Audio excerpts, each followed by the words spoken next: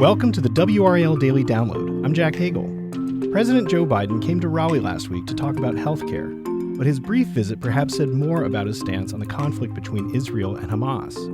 WRAL Capitol Bureau Chief Laura Leslie was at the speech, and she joins us today. Later in the program, we'll hear from WRAL State Government reporter Will Doran. He's been digging into poll numbers to show where voters stand on the issue. Laura, good to see you again. Thanks for having me. Now, President Biden was here in Raleigh to talk about health care, but there was this very brief interruption during his speech that was pretty illuminating. Put us in the room. What happened? Sure. It was a big, basically a gymnasium type room at a community center. So it was really full of people. And he had been talking for, maybe 5 or 10 minutes. And he mentioned, he was talking about health care, and some protesters stood up and started yelling about, what about health care in Gaza? And they went on to say, that he was complicit with genocide in Gaza and the ceasefire now. And they were, of course, escorted out by Raleigh police very quickly. But when they were, being escorted out, Biden said, they have a point. He said we need to get more care into Gaza. And then there was applause. Now, why was that comment, that brief moment, a big deal? Well, for one thing, this was an invitation-only crowd. Right. So, these were not people who came in off the street. These were people who they had reason to think would be people who probably would not interrupt the president. Right. Young Democrats, I think, had some folks there, and I suspect that's probably the group that they were with. They also, there's no signs allowed, but it's unusual to have supporters of the president interrupt the president at a rally. I found it interesting that lots of Biden supporters in attendance stood and clapped at Biden's comment, which essentially validated the hecklers. What did that say to you about where this issue sits with the state party? Well, I think it's the elephant in the room, especially with younger voters. Biden is campaigning hard on things that work well for him, like health care. But, foreign policy has been a problem with younger voters. They tend to be more sympathetic toward Palestinians. They tend to want to see Biden take a more active stance toward, a ceasefire and getting humanitarian aid into Gaza. And, for quite some time, Biden was very much, just backing Israel and not talking quite so much about Gaza. But we're starting to see that change a little bit, I think. And we'll talk about that in the next segment with Will Dorne, who's been really digging into the numbers on this. Another unique thing about this visit was that Biden was here with the vice president. It's pretty rare to have a joint visit. What did you take away from that? It's quite rare to have a joint visit. They are rarely in the same place because they tend to be campaigning in different parts of the country and making money in those parts of the country. Having both of them here was a real sort of time investment for the campaign. And political observers I talked to said this is an indication that the Democrats are really doubling down literally on North Carolina, saying that they think that they really can win and they're willing to put in the resources that it takes. It also, of course, did not hurt the fundraiser that they held after this event in Raleigh, where they raised apparently somewhere around $2.5 million. But, Kamala, according to the observers I talked to, might be helpful to him in another way. And that is that Biden is facing some flagging support among especially men of color, younger men of color, and young people in general. And Kamala may be a bridge to help him to sort of shore up that sagging support. So probably not the last time we see them in North Carolina in the next few months. Probably not, although I would be surprised if they're on the same stage again. Well, it's going to be a busy few months ahead, and I know that you'll be all over it. Thanks, Laura. Thank you.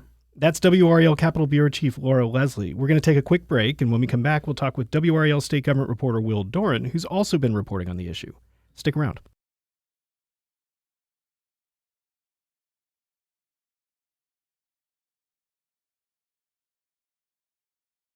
Welcome back to the WRAL Daily Download. We're joined by WRAL State Government reporter Will Doran, who's been reporting on how the Israel-Hamas conflict could affect presidential campaigns in North Carolina. Will, the conflict in Gaza is happening 10,000 miles away, but it's having a big impact on voter sentiment here. How could it affect Biden's chances in North Carolina? Well, really, a whole lot of things could affect Biden's chances here in North Carolina, and that's because the margins are so tight. But this is something that has really captured the attention and passion of a whole lot of voters here. And, even though you have, this is inherently a religious conflict overseas, here in North Carolina, 1% of the population is Jewish, less than 1% of the population is Muslim.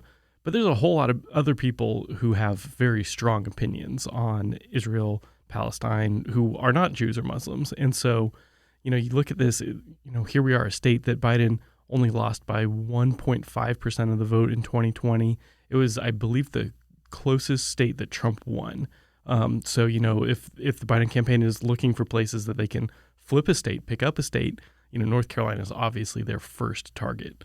And really thin margins here. And, the polling shows that there's kind of shifting American attitudes on this. I mean, most Americans still say that they are pro-Israel, but most Americans also are now saying, this is a new change that we saw this week, they are now opposed to Israel's military campaign in Gaza. They think it's basically gone too far. It's been too aggressive. And about 55% of Americans say that they do not approve of how Israel's handling it. Only 38% say that they do approve. And that's basically completely flipped from last November, right after those awful attacks by Hamas that we saw. People have really kind of turned on Israel. And so, I think there's this kind of growing public sentiment, and, Biden has to really walk a pretty fine line in how to handle that. Now, the most recent WRAL News poll shows that Biden is slightly trailing Trump in North Carolina, and that 5% of voters are undecided. So it's like 50 to 45 with that 5% undecided, which is a big deal in North Carolina because so many voters here are unaffiliated. What does that mean for Biden within the context of this conflict? Well, it means that he does need to pay attention to public polling on this. And, we see here in North Carolina, he lost in 2020 by about 75,000 votes. And just a month ago in the primary, there were essentially 88,000 protest votes against Biden in the Democratic Party. He was running with no challenger, but 13% of Democratic voters, nearly 90,000 people, wrote down no preference. And this is, there's been a national push by pro-Palestinian activists to have people vote no preference. And we obviously don't know how many of those 88,000 people here in North Carolina did write that in because of the Israel-Hamas issue. I mean, they could have other reasons to be, voicing their displeasure with the president. But, 90,000 people choosing to make a statement that, hey, I don't really, like what I'm seeing here. And we also saw in our news polling that we had that the majority of North Carolinians don't like the options that they have on the ballot. They don't want to see a rematch of Biden and Trump. It's what they're going to get anyways. But, for both of these candidates, they have to be really careful to basically give people a reason to come vote for them because there's probably a whole lot of people who are thinking about maybe just staying home. Now, you and our colleague Eric Miller spoke with some pro-Palestinian protesters who had some sharp words for the president when he was in town. What did they tell you? Yeah, so there were about 100 protesters outside. They were all very angry with Biden. A lot of them were holding signs saying, "Abandon Biden." We spoke with a local imam from here in Raleigh, Abdullah Khaja. He said that in 2020, he had been telling, his supporters, people he knew in the local Muslim community, not to vote for Trump. Now he says he's telling people not to vote for Biden. And the reason he said is because he believes that Biden is complicit in what he calls a genocide in Gaza. And now I should say that the Biden's official stance is that there is no genocide happening in Gaza. There's an international inquiry into this. The U.S. is strongly opposed to that line of questioning, says it's not happening. But talking to people here on the ground, especially in the Muslim community, they feel very strongly that the U.S. is backing, just terrible atrocities happening, and they're very angry. And, there is some recognition that probably Trump would not be better for the Palestinian movement, but there's just so much frustration with Biden that they feel that even if they think Trump might be worse, they just can't bring themselves to vote for Biden. And they told you that Biden has to somehow change in order for him to win back their trust and perhaps their votes, right? Yes. So there were some protesters who were kicked out of his speech saying, he was here to give a speech on healthcare. They said, we need care for Gaza too. And Biden acknowledged that. He said, they've got a point. We do need to get more care to Gaza. But we actually spoke to one of those protesters who was kicked out after the meeting. And she said that he's missing the point.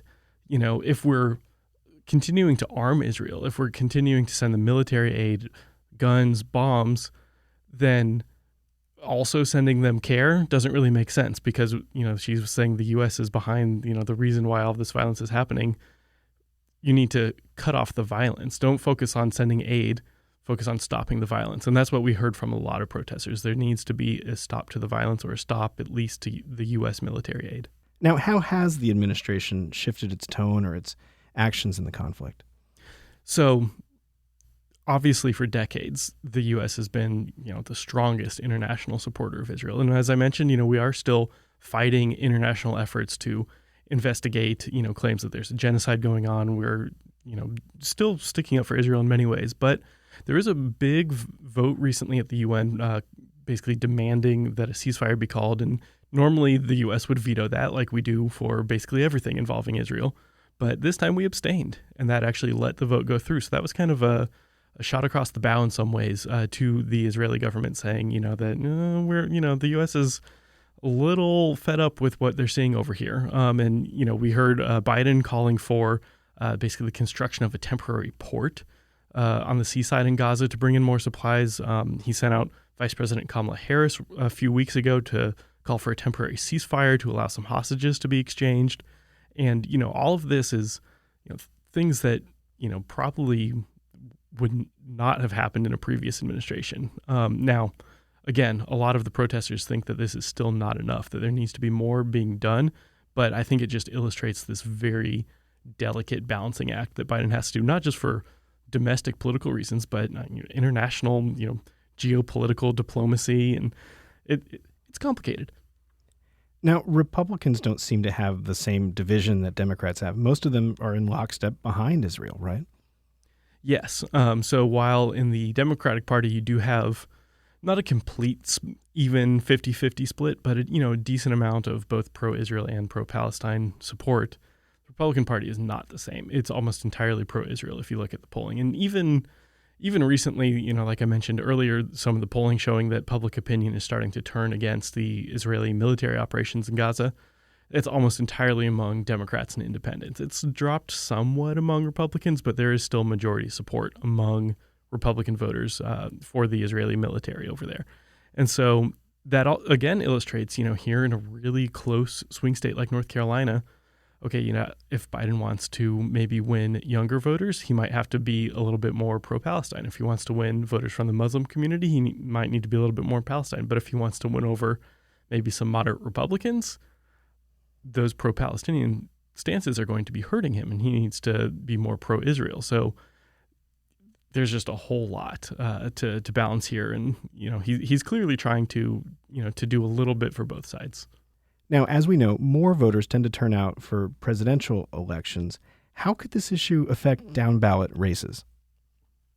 That's a great question. And I think, if Biden turns off younger voters, then they might not come and vote at all, which, of course, is going to hurt Democrats, running for governor, running for the state legislature, things like that. Of course, the opposite is also true. If he does start energizing those younger voters, saying things that they like to hear, giving them a reason to come vote, a rising tide lifts all ships. That's going to be great for candidates down the ballot. I think we'll also see some echoes of this debate in the race for governor. Of course, the Democratic nominee, Attorney General Josh Stein, is Jewish. He would be the first Jewish governor in state history if he won. But he was at Biden's event on Tuesday and stood up, gave a standing ovation when Biden called for more aid in Gaza, again, showing kind of the complicated nature of this debate. His Republican opponent, Lieutenant Governor Mark Robinson, has sometimes embraced conspiracy theories that people view as anti-Semitic. He's made some Facebook posts about the Holocaust that Jewish advocacy groups are not fans of. But in recent weeks and months, we've seen him declare an Israel Solidarity Week, take a trip to Israel. So he's clearly trying to change the narrative on that for himself and kind of embrace the stance shared by the broader Republican Party of being pro-Israel. So, it's something that I think could define not just the presidential race, but potentially the governor's race as well. Well, we'll find out if any of this works in November. Thanks, Will. Thank you.